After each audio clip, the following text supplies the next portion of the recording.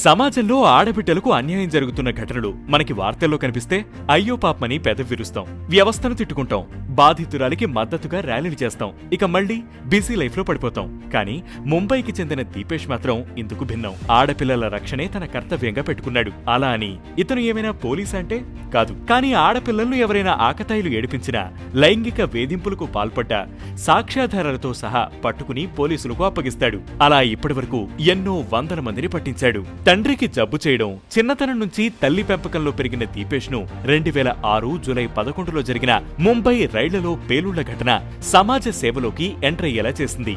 Youth for people స్థాపించి blood donation camps, పిల్లలకు పుస్తకాల పంపిణీ మొదలైనవి చేయడం మొదలుపెట్టారు.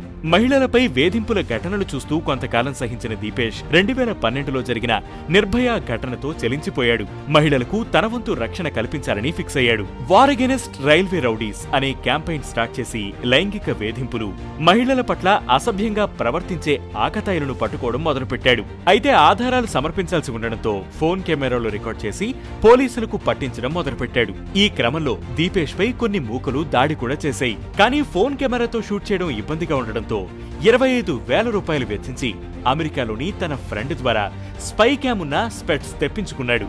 ఇక కొంతకాలానికి అతని స్నేహితులు కూడా దీపేష్ తో చేతులు కలిపారు. అలా ఇప్పటి వరకు కొన్ని వందల మంది ఆకతాయిలకు బుద్ధి చెప్పారు. పోలీసులపై నింద మోపడానికి లేదని, వారి శక్తి మేరకు డ్యూటీని నిర్వహిస్తున్నారని, అందుకే తన వంతు సహకారాన్నిచ్చి మహిళలకు రక్షణ కల్పించాలని అనుకున్నానని దీపేష్ చెబుతున్నారు. ఇంత చేస్తున్నా రియల్ హీరో అనే గుర్తింపును కూడా దీపేష్ సున్నితంగా తిరస్కరించారు. తానేం సూపర్ హీరో కాదని, తన బాధ్యత తాను నిర్వర్తిస్తున్నానని, మిగతా వారు కూడా ఇందులో చేతులు కలపాలని, మహిళలకు అండగా నిలవాలని పిలుపునిస్తున్నారు. లైంగిక వేధింపులనేది చిన్న విషయం కాదని, దీనిని మొగ్గలోనే తుంచేస్తే ఓ రేప్ జరిగే అవకాశాన్ని కూడా అడ్డుకుంటున్నట్లేనని దీపేష్ చెబుతున్నారు.